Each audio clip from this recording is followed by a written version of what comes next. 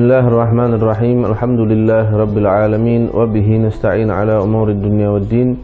Wassalatu wassalamu ala al-mab'uthi rahmatan lil alamin Sayyidina wa nabiyina Muhammadin wa ala alihi wa sahbihi ajma'in. Allahumma salli wa sallim ala Sayyidina Muhammadin miftahi babi rahmatillah adada ma fi ilmillah salatan wa salaman daimaini bidawami mulkillah wa ala alihi wa sahbihi.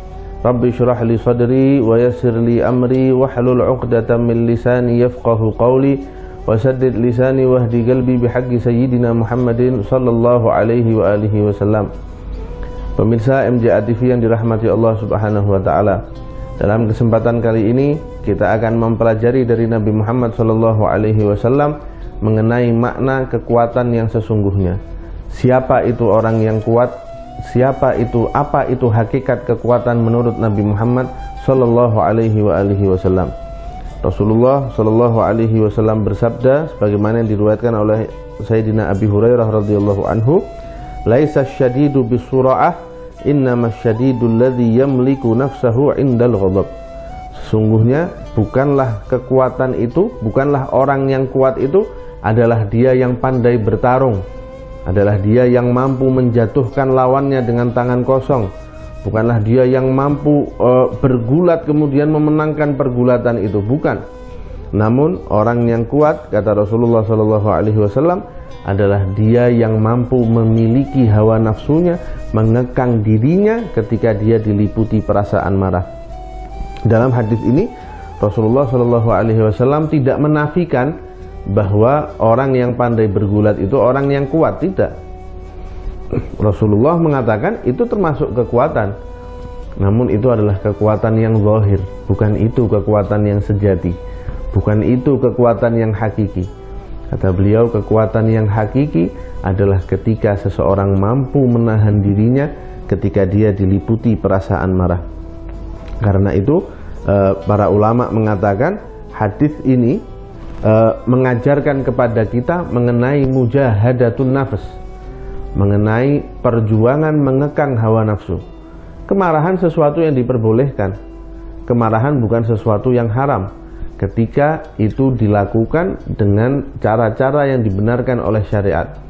Boleh ketika kita ingin membalas orang yang berlaku buruk kepada kita dengan kadar yang ditentukan oleh syariat, itu sesuatu yang boleh.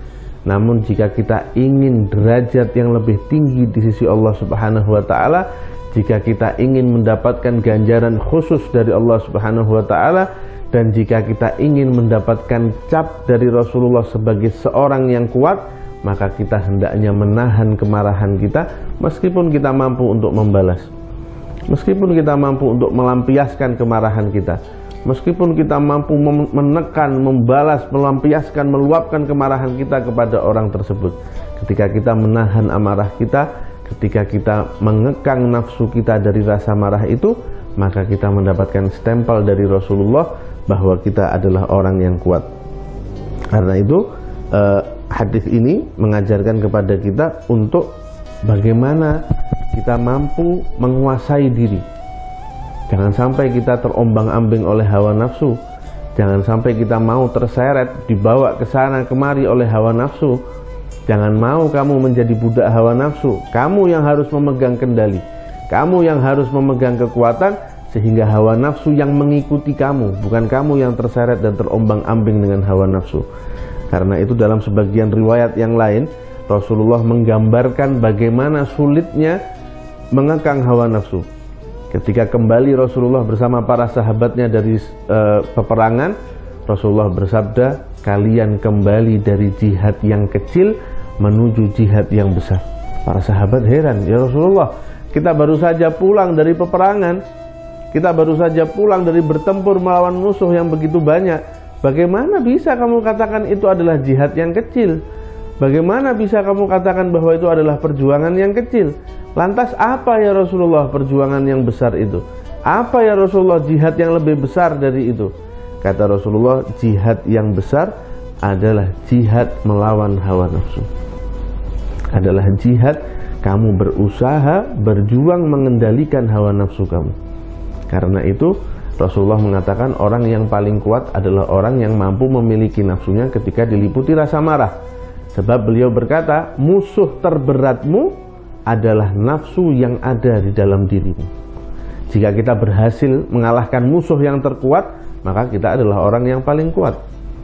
Jika kita mampu mengendalikan musuh yang terkuat, maka kita adalah orang yang paling kuat.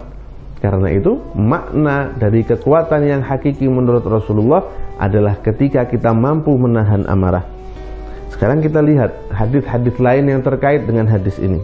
Rasulullah mengatakan di dalam hadisnya, man kadzama ghaidhan wa huwa qadirun an yunfizahu, barang siapa yang menahan marahnya padahal dia mampu untuk melampiaskan kemarahannya itu, da'ahu Allahu tabaraka wa ta'ala ala ru'usil khalaik hatta yukhayyirahu min ayyil huri sya'a.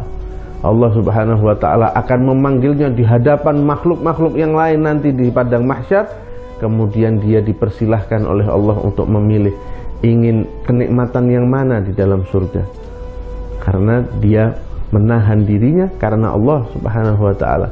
Dan siapa yang berbuat beramal karena Allah, maka Allah tidak akan pernah menyia-nyiakan amalnya. Allah tidak akan pernah melupakan kebaikan yang pernah dilakukan orang itu, sehingga pasti akan diganjar oleh Allah Subhanahu wa ta'ala. Dalam hadis lain Rasulullah bersabda, tidak ada pil pahit yang ditelan oleh seseorang yang lebih afdal daripada pahitnya menelan kemarahan karena Allah Subhanahu wa ta'ala. Karena itu, siapa yang memaksa dirinya menelan pahitnya pil menahan kemarahan, maka Allah akan menjadikan di dalam hatinya manisnya iman. Allah akan penuhi dirinya dengan keimanan. Allah akan jadikan dia mampu merasakan manisnya keimanan kepada Allah Subhanahu wa ta'ala. Rasulullah juga tidak hanya sekedar menahan marah. Beliau juga memberikan tips dan saran apa yang harus dilakukan seseorang ketika seseorang itu marah.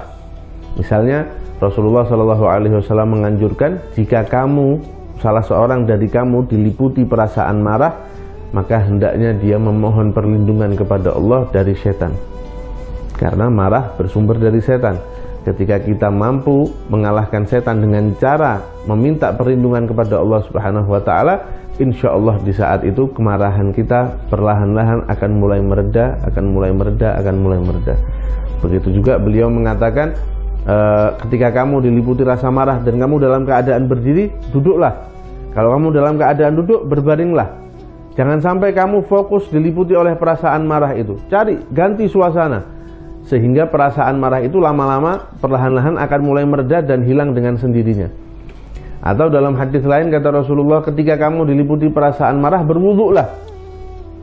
Karena marah itu asalnya dari setan, dan setan berasal dari api, dan yang mampu memadamkan panasnya api adalah air. Karena itu ketika kamu dalam keadaan marah, berwuduklah agar kamu kembali segar, kembali dingin pikiran kamu dan hati kamu, sehingga kamu bisa mencapai ketenangan setelah itu. Kita juga hendaknya menyadari bahwa apa yang dilakukan oleh orang yang menyulut kemarahan kita, pada hakikatnya itu telah dituliskan oleh Allah Subhanahu wa ta'ala. Semua yang terjadi pada diri kita, semua yang terjadi dalam kehidupan kita telah dituliskan dan ditakdirkan oleh Allah Subhanahu wa ta'ala.